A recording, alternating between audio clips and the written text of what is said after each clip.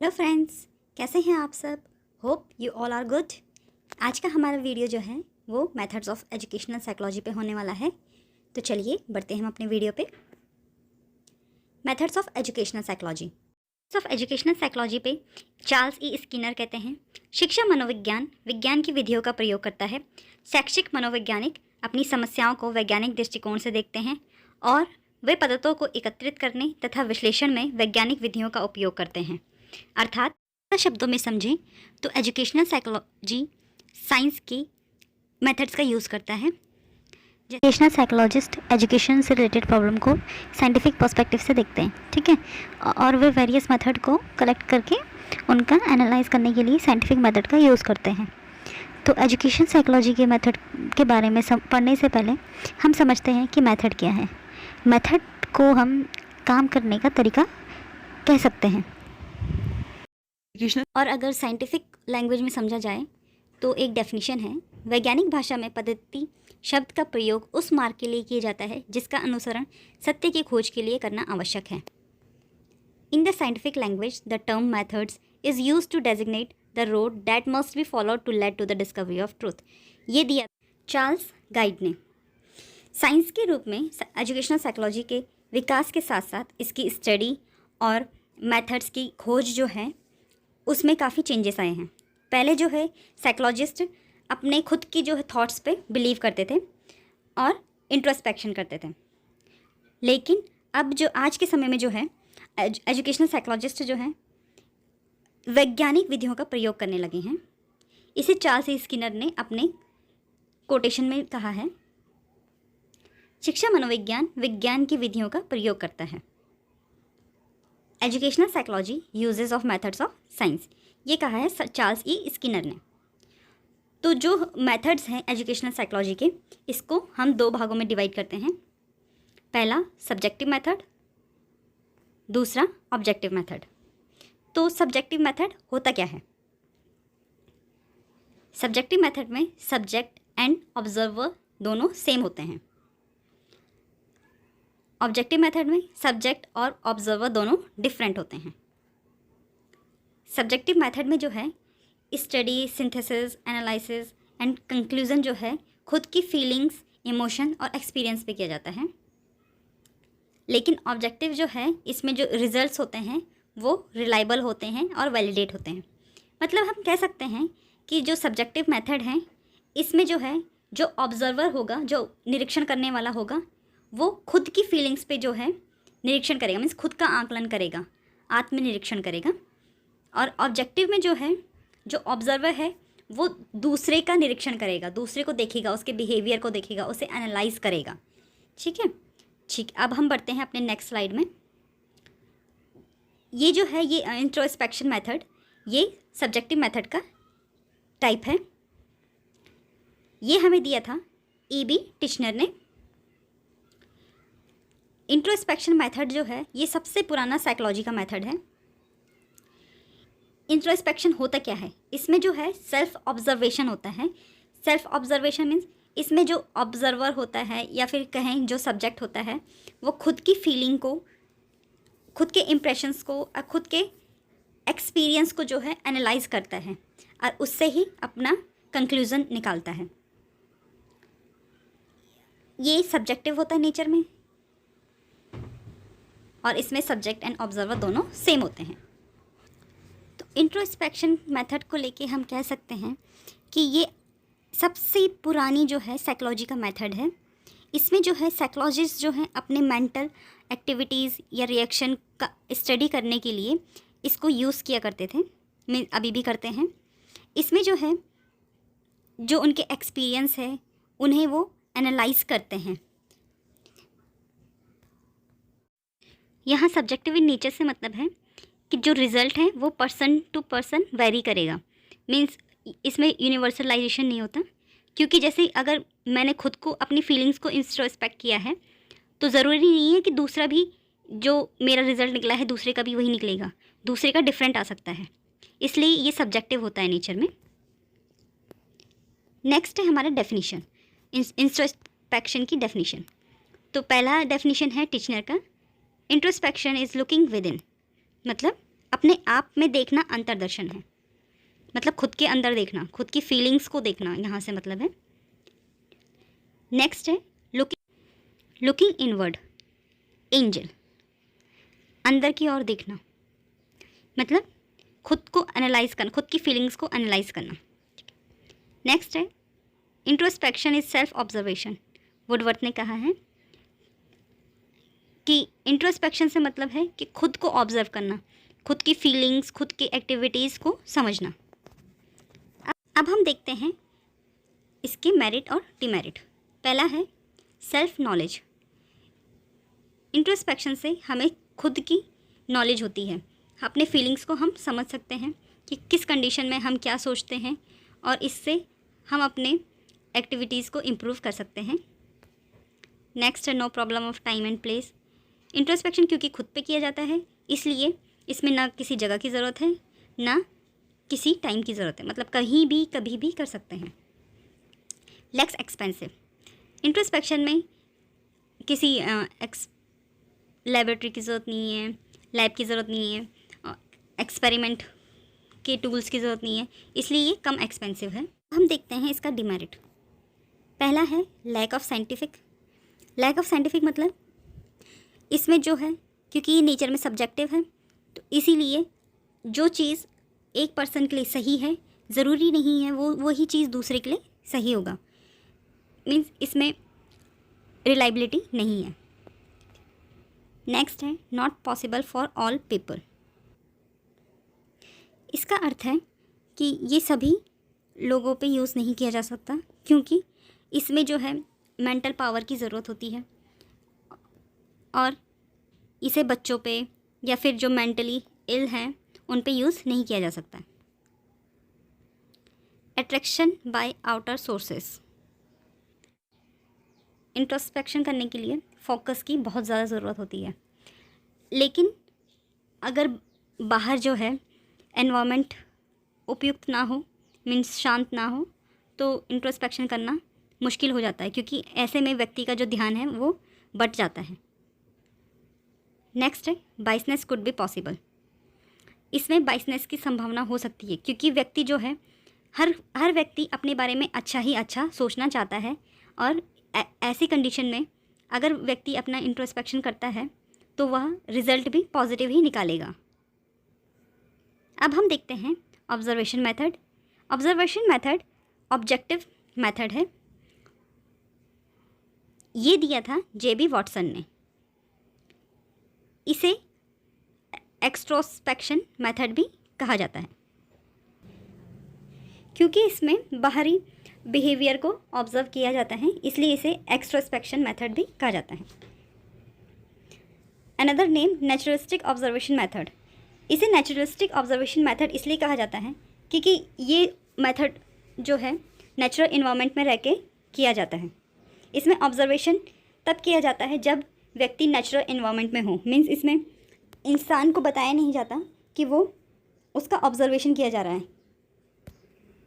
अब हम देखते हैं इसका मेरिट। इसकी पहली मेरिट है कि ये साइंटिफिक है।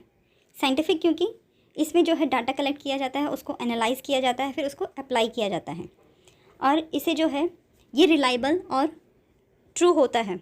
इसे हम जो है इससे हम नियम भी बना सकते हैं। नेक्स्ट है फ्लेक्सिबिलिटी। ये मेथड जो है काफ़ी फ्लेक्सिबल होता है। इसमें अलग अलग जो है परिस्थितियों का प्रयोग किया जाता है ना, और ये मेथड जो है हम ग्रुप में भी यूज़ कर सकते हैं। Beneficial to study the behaviour of child. ये मेथड जो है चाइल्ड के बिहेवियर का अध्ययन करने के लिए काफ़ी उपयोगी है, क्योंकि इसमें जो है हम चाइल्ड के बिहेवियर को ऑब्जर्व कर सकते हैं, और उसे अगर उसका बिहेवियर इनअप्रोप्रिएट है तो उसे बता के सही करवा सकते हैं। Beneficial to study the all types of person. ये मेथड जो है हर प्रकार के पर्सन के लिए बेनिफिशियल है, क्योंकि इसमें ऑब्जर्वर जो है सारा डाटा कलेक्ट करता है और उसका एनालाइज करता है। अब हम देखते हैं इसकी demerit. Could be artificial behaviour. मतलब अगर सब्जेक्ट को पता चल जाता है कि उसका ऑब्जर्वेशन हो रहा है तो वो अपने रॉन्ग साइड को छिपा देता है और सिर्फ अपनी अच्छाइयाँ ही दिखाता है, जिससे जो उसका रियल माइंड स्टेट है वो मुश्किल हो जाएगा ऑब्जर्व के लिए फाइंड आउट करना। बाइसनेस कुड बी पॉसिबल, इसमें बाइसनेस हो सकती है अगर जिस पर्सन पे ऑब्जर्वर डाटा कलेक्ट कर रहा है अगर वो उसका रिलेटिव हुआ या जान पहचान का हुआ तो वो कोशिश करेगा कि वो उसका अच्छा बिहेवियर शो करेगा। नेक्स्ट है same behaviour could be relate to many mental states. एक जैसा बिहेवियर बहुत सारे मेंटल स्टेट से कनेक्ट हो सकता है, जैसे आँखों से आंसू आना ज़्यादा खुशी का सिंबल भी हो सकता है।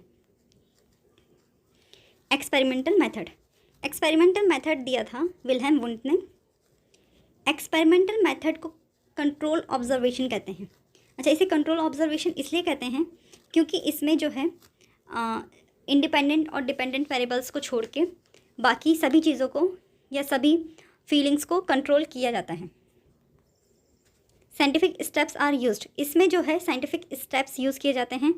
जैसे पहले आइडेंटिफाई किया जाएगा, फिर उसे डिफाइन किया जाएगा, हाइपोथेसिस ली जाएंगी, फिर डाटा कलेक्ट किया जाएगा, एनालाइज किया जाएगा एंड लास्ट में रिजल्ट एंड कंक्लूजन होगा।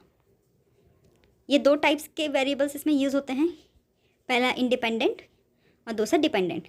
अब हम देखते हैं इंडिपेंडेंट एंड डिपेंडेंट है क्या।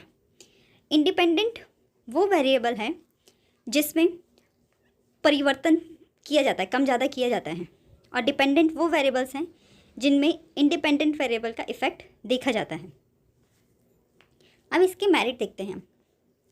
साइंटिफिक मेथड, जैसा कि आपको पहले भी बताया है मैंने, ये साइंटिफिक मेथड है, तो मीन्स साइंटिफिक मेथड है मीन्स ये रिलायबल होगा और इसको वेरीफाई किया जा सकता है। ऑब्जेक्टिविटी होगी, ऑब्जेक्टिविटी मीन्स यूनिवर्सल होगा नेचर में, अगर एक के लिए वो सही है तो दूसरे के लिए भी सही होगा। रिलायबल रिजल्ट देगा, रिलायबल रिजल्ट से मतलब है कि एक एक्सपेरिमेंट को अगर वो कुछ टाइम बाद भी करता है उसी चीज़ पे तो सेम रिजल्ट आएगा। वैलिडिटी मतलब है कि जिस चीज़ के लिए वो टूल यूज़ किया गया है वो वही रिज़ल्ट देगा। Provide solution of education related problem, experimental method जो है एजुकेशन रिलेटेड प्रॉब्लम का सॉल्यूशन प्रोवाइड करने के लिए भी यूज़ किया जा सकता है। अब इसके डिमेरिट देख लेते हैं। कॉस्टली, ये बहुत कॉस्टली होता है क्योंकि इसमें हमें एक्सपेरिमेंट करना होता है, इसमें टूल्स की ज़रूरत होती है, ज़्यादा टाइम चाहिए होता है, इसलिए ये काफ़ी कॉस्टली होता है। दूसरा डिमेरिट इसका है कि हर मेंटल स्टेट को कंट्रोल करना इम्पॉसिबल है, इसलिए ये नहीं हो सकता। इसका कुछ ना कुछ इफ़ेक्ट तो दिख ही जाता है एक्सपेरिमेंट पे। Difficulty to get the support of subject, कभी कभी क्या होता है जिस पे हम एक्सपेरिमेंट करते हैं उसका सपोर्ट मिलना मुश्किल होता है,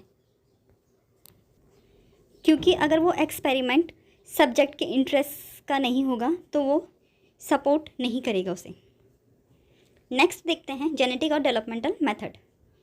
ये जो है to study the various developmental stages of a person, इस स्टडी में पर्सन की अलग अलग विकासात्मक स्टेजों का अध्ययन किया जाता है, जैसे इन्फेंसी हो गया, चाइल्डहुड, एडोलसेंस, एडल्टहुड, इन सब का अध्ययन किया जाता है। ये दो प्रकार के होते हैं, पहला क्रॉस सेक्शनल स्टडी और दूसरा longitudinal study. Cross sectional study होता क्या है? क्रॉस सेक्शनल स्टडी में हम क्या करते हैं, डिफरेंट एजेस के बच्चे ले लेते हैं, मतलब डिफरेंट स्टेजेस के बच्चे मीन्स एक इन्फेंसी, मतलब कुछ इन्फेंसी के ले लिए, कुछ चाइल्डहुड के ले लिए, कुछ एडोलसेंस के ले लिए, कुछ एडल्टहुड के ले लिए, उन सब पे एक साथ एक्सपेरिमेंट कर लिया। और लॉन्गिट्यूडनल स्टडी होता है, लॉन्गिट्यूडनल स्टडी जो है बहुत लंबे समय तक चलने वाली स्टडी है।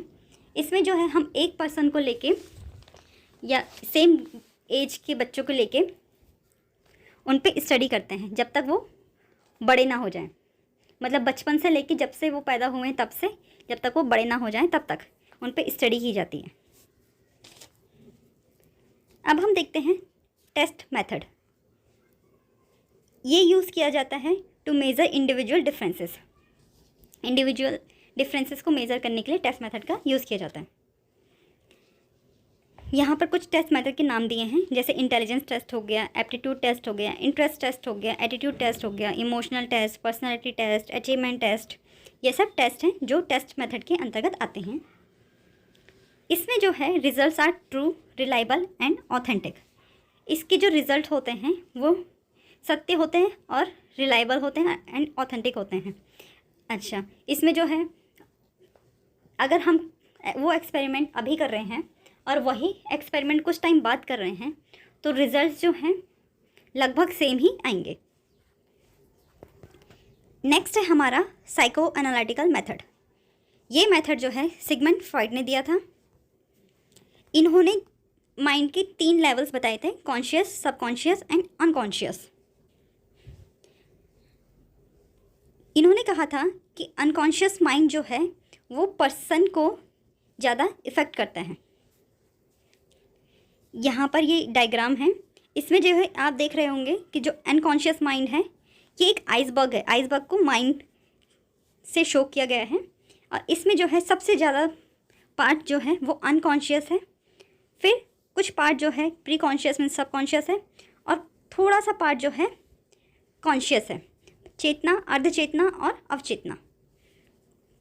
इन्होंने कहा है कॉन्शियस माइंड में वो हमारी वो इच्छाएं होती हैं जो कभी पूरी नहीं हुई हैं और ये कंटिन्यूसली जो है एक्टिव होती हैं और जब भी इन्हें मौका मिलता है, मीन्स मौका मिलते ही ये जो है बाहर आने की कोशिश करती हैं और जो है इसकी वजह से जो है इनअप्रोप्रिएट बिहेवियर करता है पर्सन।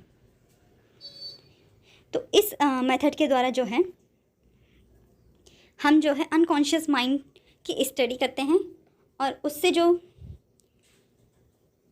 नॉलेज है, जो ज्ञान है, उसे एकत्रित करते हैं और उनका एनालाइज करते हैं। एनालाइज करने के बाद हम उसे व्यक्ति के लिए एप्रोप्रिएट बनाने की कोशिश करते हैं। नेक्स्ट है हमारा केस स्टडी मेथड। ये फ्रेडरिच लीपेले ने दिया था। केस स्टडी होता क्या है? केस स्टडी में इन डेप्थ स्टडी होती है पर्सन के बारे में, मीन्स इसमें जो है पर्सन की पूरी डिटेल होती है, A to Z डिटेल होती है पर्सन की। इसमें जो टेक्निक्स यूज़ की जाती हैं वो होती हैं डायरेक्ट ऑब्जर्वेशन और individual interview. Direct observation means इसमें जो है पर्सन ऑब्जर्वर सब्जेक्ट को डायरेक्ट ऑब्जर्व करता है, means face to face observe करता है और उसके बिहेवियर को एनालाइज करता है। इंडिविजुअल इंटरव्यू मीन्स इसमें जो है एक पर्सन का ही इंटरव्यू होता है। नेक्स्ट है हमारा सर्वे मेथड। सर्वे मेथड जो है जब भी हमें लार्ज नंबर ऑफ़ पीपल्स का डाटा कलेक्ट करना हो तो हम सर्वे मेथड का यूज़ करते हैं। जैसे आपने भी देखा होगा जब जनगणना होती है या फिर रिव्यूज़ लिए जाते हैं लोगों से किसी पॉलिसीज़ को लेके, तो वो सर्वे मेथड यूज़ करते हैं। इसमें सेवरल टेक्निक्स का यूज़ किया जाता है, जैसे रेटिंग स्केल हो गया। रेटिंग स्केल में जो है रेट किया जाता है किसी भी पर्सन के बिहेवियर को 3, 7, 5 लिकर्ट स्केल्स में। सेकंड है क्वेश्चनायर।